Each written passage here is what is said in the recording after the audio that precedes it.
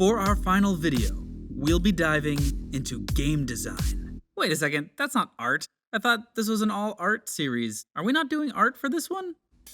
Okay, it turns out having a little bit of knowledge about the basics of game design is critical to any artist who wants to be involved in making games. Huh, it almost seems like we should have released this video first. Can we still do that?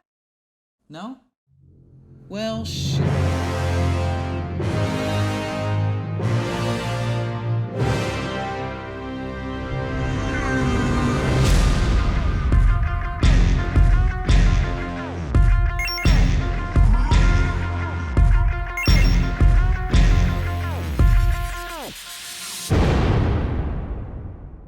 All right, let's start at the very beginning.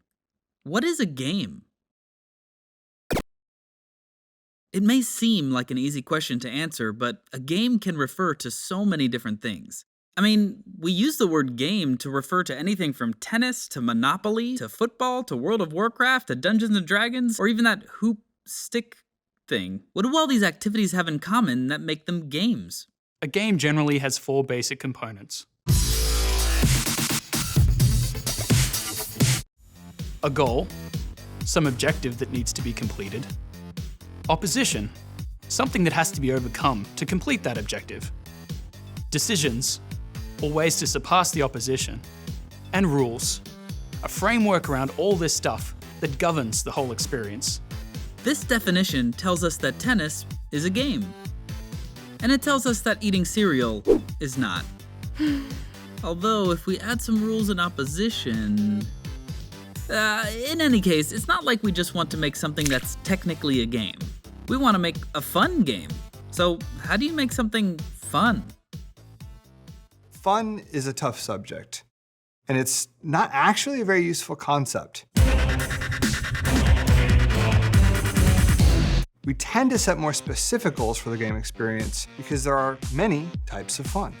Examples of types of fun could be things like living out an alternate fantasy, experiencing a thrill or sensation, fellowship and camaraderie, mastering a challenge or skill, exploring the vast unknown, creativity and expression, and many, many more. But why is it so important to pick a specific type of fun? The reason it's important to establish a specific experience is if you just say fun, it's incredibly subjective. The game might have conflicting types of fun, depending on who's working on it. For example, some games have an amazing narrative, the core of their experience, but adding unnecessary story elements to a game like League probably wouldn't make it more engaging for a vast majority of players. What the? No. Go. Come on. Oh my God. The other reason to create a target experience is so art and design are aiming in the same direction. It can be tempting to think of art as downstream of game design. You might think game designers come up with all the rules and mechanics, and the artists just make it look pretty. But in practice, that doesn't work very well. They're both interdependent components of a game. Often the best results come when art, design, and engineering are all pushing the game toward the same target and setting each other up for easy wins. We've talked a lot in this series about how art can affect the gameplay of a game. But what do game designers do that affect the thematic and the tone of the game? Game designers design mechanics, which are the various rules and interactions in a game. Mechanics have a vast impact on a game's thematic feel. Even without any art, mechanics alone can set a tone. For example, if we place a cube on a grid, there's nothing visual to tell us what the cube is or how we should feel about it. But if we have the cube deal damage in an area around itself and then disappear, we can imply that the cube is a bomb. And if we increase the damage area, we can enhance the player's feeling of danger and power. Through mechanics alone, we can turn an innocent cube into a scary explosive. We can also give the cube a sense of personality or character by defining movement patterns. Let's look at some examples of thematics derived from enemy movement patterns. Here's some basic forward movement. If we add a jump, it could be a frog. How might a ninja move in this game? Or a zombie? A robot might move like this. And a snake might move like this. about a tornado? Justice! Oh. Together, artists and designers help ensure that the mechanics of the game are implying the right thematics, and vice versa. If the art or the mechanics aren't supporting the same theme, you'd be surprised how unnatural it can feel when you're playing. Consider bushes or leaves that stop bullets, or mailboxes that can stop a speeding truck. And my personal favorite, open doorways that you can't walk through. Hey! Yeah, and another example is the original Shen from League of Legends, designed to be a tank by the game designers and a stealth assassin by the artists. Every game has a goal or goals that you progress toward as you play. What are some things you need to keep in mind when you're creating a goal for a game? Remember, when making a goal, you want to make it clear to the players how they're progressing towards those goals. If the player doesn't know exactly how they're progressing, they'll never know if they're actually doing well or if they're not doing well in terms of reaching that goal. If you look at a game like Overwatch, if I'm playing payload, I know that I'm getting close to my goal whenever I reach a checkpoint. So I might hit the midway checkpoint of the map and we'd be like, great, we only have half more of the map to go. But it also is an indicator for the enemy team to know, like, hey, they're halfway, we really need to push hard in order to swing them back so we can take advantage of the game. That makes sense, because if a player can't measure their progress toward a goal, that would be like playing a racing game without knowing what lap you're on or what position you're in. You'd have no idea how well you're doing. Is there anything else we should know about goals? Last thing to consider when thinking about a goal is making sure that you have climatic arcs building towards the actual goal's resolution. You want to make sure that there's enough difficulty and dramatic tension for all the players to feel it when they actually play. In terms of a boss fight, hey, when the boss gets to low health, he needs to bring in the heat, and I should be feeling that heat. Then if you're talking about a multiplayer game, take for instance a shooter, when we're on the verge of getting the last kill, the other team should really be feeling like they're against the wall and going, and we should be feeling the hunt of trying to take that last person out. There's obviously a lot more to game design than could be covered in one video. But if there's one thing you should definitely learn, it's how to create good opposition. Opposition refers to the obstacles and challenges that a player has to overcome to win a game. Opposition is often what makes a game fun, but it also can make a game very frustrating. And you never want to frustrate a player, right? Actually, it's not bad to create some frustration. Our job as developers is to create a challenge for players, and challenges can frankly be frustrating. Some of my favorite games of all time are really frustrating, but it has to be the right kind of frustration. It's the job of the game designer to provide both the opposition for the player and the tools to help them overcome that opposition. You're ultimately working both for and against the player at the same time. Both for and against the player? So you like frustrating games? I'll give a personal example from my childhood in which I was playing Ninja Gaiden. There was a particular boss I couldn't beat, which was Bloody Moth. You will never get past me. He would beat me over and over again, to the point my little brothers would mock me. You lost, you will never get past me. All I could do was think about this boss. Bloody Moth, I gotta beat him. And also get my brothers to shut up. Finally, one day, I didn't care about getting hit, would just go and just hit him.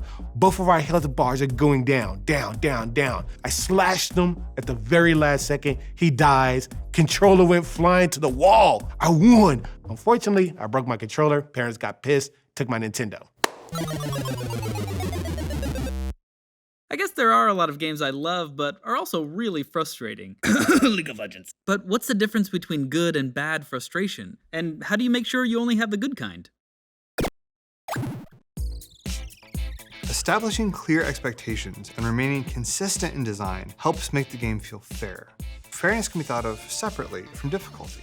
A very difficult game can feel frustrating, but that's also why it feels so satisfying to win. When a game does things that are inconsistent or unpredictable, it can start to feel unfair. Players aren't able to learn from their failures. There are a lot of Mario Maker levels like this. Players overcome one obstacle only to be blindsided by the next.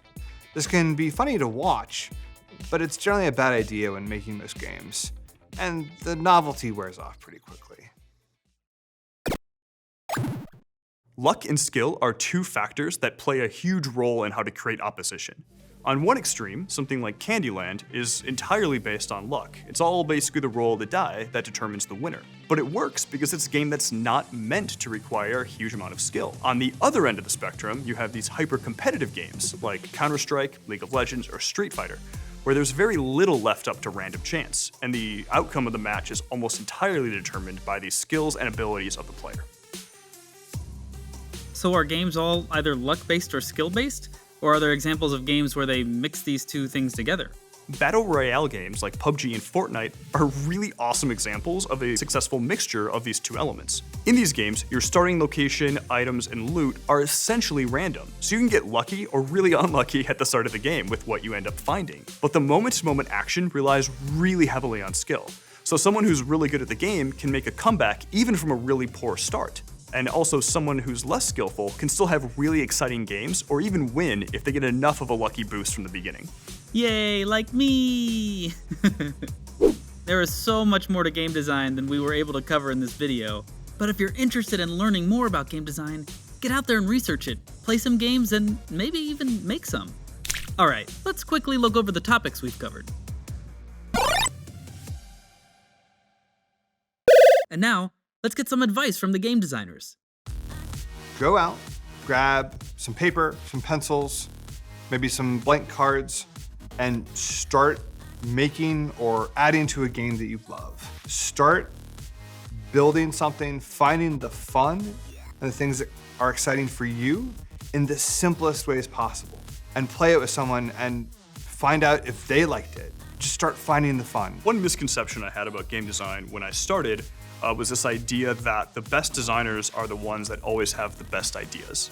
And that is just simply not true. As a game designer, your job is to look at all the information you have available and sort of pick out the best solution and approach to a given problem. When working on League of Legends, I can actually point back to most of the champions I've worked on and can actually point out to almost every single ability and every single idea on the kit actually came from somebody else originally. My job was mostly to sort of curate and get those ideas together into something that was really cohesive and a good playing experience. Some advice I wish I had gotten when I was a young designer is to make sure I'm separating out the difference between the goals or what I'm trying to achieve, the experience I want the player to have, and the individual tactics, the choices, the rules, the decisions that I'm focusing on in order to deliver on those goals. That's really important too when you're working with other people. Make sure when you're debating different ideas, are you talking about what you want the player to feel and do? Or are you talking about how we're going to achieve that? Game development is challenging, and it can take time to hone your skills. One thing to keep in mind when you're starting out is that when you're looking at all of the great games and content out there today, these are the products of really experienced people in the field who have been honing their skills for a long time. When you start out, however, don't expect to be at that same level.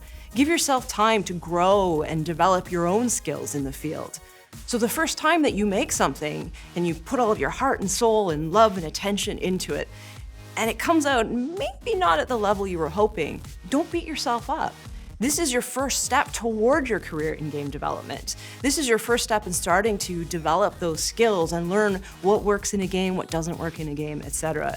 And you want to keep making games. Don't just make one game, make tons of games. Keep making games. Something that I actually personally struggle with from time to time is actually having imposter syndrome, thinking that because I've gone to a new place that's actually of an elevated status, that I'm not good enough to be there.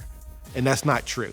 The day in which you actually go to an interview and a person says, hey, you got the job, you've already proven in some terms that you can do the job to them. Now just make sure that in yourself and in your heart, you know that you can actually do that job. Go in there, get it done, and be the best person that you can actually be.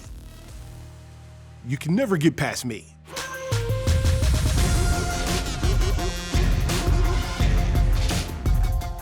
Hey, you just finished the last video in So You Want to Make Games. We hope you've enjoyed diving into this series, but we also know that the games industry can feel a bit daunting at times. It's a huge business with tons of people, and it can be hard to imagine yourself making a difference. But it is also a very new industry, one that is still taking shape and evolving. This is the time for curious minds to come together, to innovate, and completely change how we think about game development. Personally, I have no idea what kind of game I'll be playing in 10 years, but it would be pretty awesome if it was one that you made. All right, let's get to work.